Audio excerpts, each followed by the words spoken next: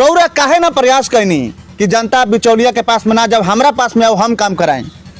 ई बात भइल बा जे ओजी से ठगा के आइल हमरा लगे तो हम ओकरा के सही रास्ता बतैनी आ सही रास्ता का बता के ओकरा के जहाँ जहाँ हमारा जरूरत पड़ल जा करके है ना, यहाँ से गोरिया कोड़ी से लेके सिवान तक काम कर हमरा के आशीर्वाद देतिया जितावतिया।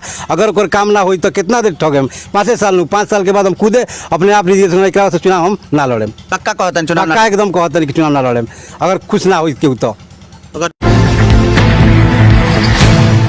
हम बने अमरजीत कुमार गिरी, रेवा देख रहल बानी भोजपुरिया झकोरा। भोजपुरिया झकोरा के टीम अभी पहुंचल बा सिवान जिला के गोरियाकोटी प्रखंड के हरिहरपुर पंचायत में हमने के बानी सन। और हमारा साथ में बानी अजब लाल प्रसाद जी, यहाँ के एगो शिक्षक बानी और वर्तमान में हरिहरपुर पंचायत के यहाँ के पत्नी बानी रूबी देवी एजी के सरपंच बानी।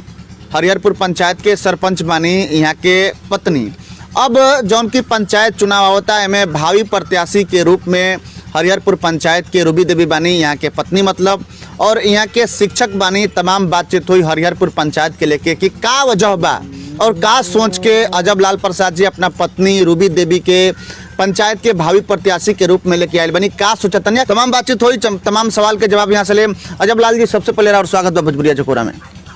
रउरो स्वागत बा हमारा और हमारा पूरा हरिहरपुर पंचायत के देवतुल जनता के तरफ से रउरो स्वागत बा यहाँ पर जी। अजब लाल जी, एक और सबसे बड़ा सवाल कि का उद्देश्य बा कि अभी वहाँ के वर्तमान में सरपंच बानी, अब मुखिया के भावी प्रत्याशी अपना पत्नी के बनौले बनी लेके आयल बनी मैदान में, का उद्देश्य बा? का यहाँ जे वर्तमान में प्रतिनिधि रहे मुखिया के, उससे जौन बा कि लोग जौन बा कि खुश नहीं के आ हमनी के बहुत सारा मेहनत करके काम करे के पड़ल बा।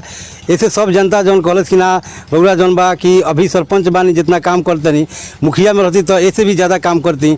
आज तब वही लोग के कहला के अनुसार हम जौन बा कि अपना पत्नी के ई प्रत्याशी बनैले बानी। आ सब लोग के हमरा आशीर्वाद बा आ सब लोग के ई एहसास बा कि काम होई, यही से हमारा साथे सब लोग बा। वही लोग के आदेश पर हम खड़ा बोल बनी, मैंने जनता के आदेश पर और अपना पत्नी के लेके आयल बनी पंचायत में।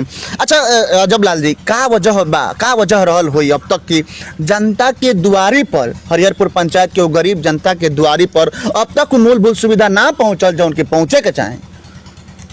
यहाँ बा सबसे ज़्यादा बिचौलिया यहाँ काम कैले बड़े है ना। यहाँ के जो प्रतिनिधि रहा पहले उ जौन बा कि ज़्यादा बिचौलिए से काम करैले बा, जौना से कि अभी तक काम भइल ना जौन होके के चाही। बहुत सारा समस्या जौन बा कि गइल प्रतिनिधि के लगे ओकरा के उ हल ना कर पैलस और बिचौलिया के बीच भेज दलस, जैसे जे जनता यहाँ के गुमराह होके आ बहुत दुखी भइल। एगो नमूना देखी कि बाढ़ आइल हमने के यहाँ आ ओकर कोनो लाभ जौन बा कि हमने के जनता के ना मिलल। यहाँ वो एक जनप्रतिनिधि कह दिलस कि कादून कि यहाँ बाढ़े ना आई रहा हनु, ओके कारण जौन बा कि सब जनता भी बहुत दुखी भइल कि सारा जगह बगल में जो पंचायत में सब सुविधा मिलल लेकिन यहाँ सुविधा वो ना मिलल, हरिहरपुर पंचायत में सुविधा ना मिलल। अच्छा अजब लाल जी, एक और सबसे बड़ा सवाल बा कि रउरा अपना पत्नी के लेके आयल बनी, मुखिया के भावी प्रत्याशी बनौले बनी, लेकिन जौन रउआ बात कहतनी सुविधा के, जौन रउआ बात करतनी वो आपदा के जमाना, आपदा में पंचायत के जनता के सुविधा मिले के चाहिए लेकिन ना मिलल। का गारंटी बा कि राउर पत्नी अगर मुखिया बनतनी हरिहरपुर पंचायत से तो सुविधा मिली, गरीब के दुआरी तक न्याय पहुंची, वो विधवा के विधवा पेंशन मिली, और विकलांग के विकलांग पेंशन मिली? ई तो माने कहे वाला बात नहीं खे। ये 5 साल में लोग देख ले बा कि हमनी के जौन पद रहे उस तरह के ना रहे, फिर भी हमनी के सब लोग के जितना रहे मदद करनी सन। आ हमनी के सब तरीका के लोग से जान पहचान बा है ना, आ उ जानकारी बा कि कहाँ से कौन काम होई, वो हमनी के काम अवश्य कराब सन है ना। आ ओकरा खातिर हमनी के अपन सिस्टम भी रखले बानी सन।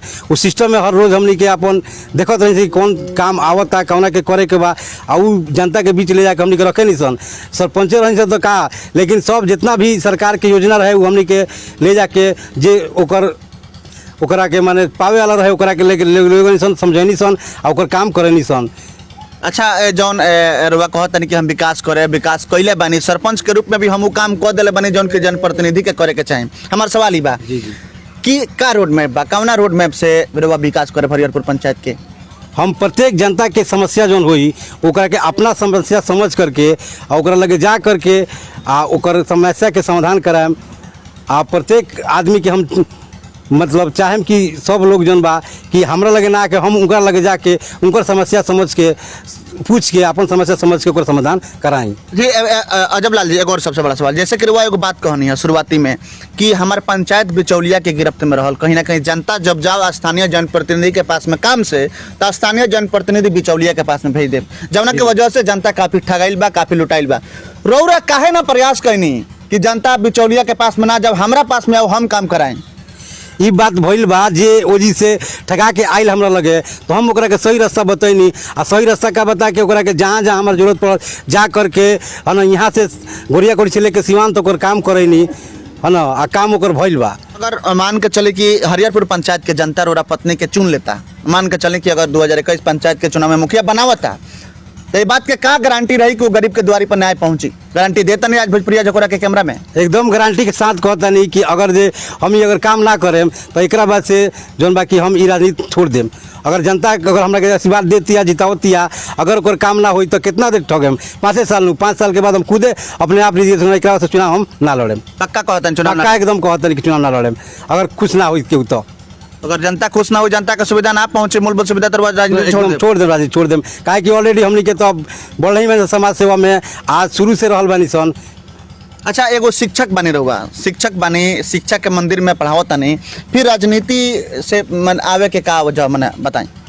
समस्या ई रहे कि हमनी के जौन समाज बा या हरिहरपुर पंचायत में बा, तो बहुत लोग के विकास जौन की ना भइला, जो सब लोग समस्या लेके हमरा लगे आवे, आ हमनी के अपन पहचान बा, ठीक बा, पहले से भी बा, तो हमनी के समस्या के समाधान करावत नहीं सन। तो यही बीच में सब लोग कहल कि ना भाई, जब लोग सामाजिक काम करत नहीं, समाज में सब लोग के समस्या के समाधान करत नहीं, तो काहे ना तोहरे रोबले के चुन दिया जाओ। हम एक्चुअली में ये मैं ना आवे के रहनी, लेकिन अगले साल हमरा के लोग कहल कि ना सरपंच तो जरूर लड़ी, हम हमनी के साथे बनी सन, आ वही लोग कहला के अनुसार से हमनी के उ सरपंच वाला चुनाव लड़ी सन, जितनी सन।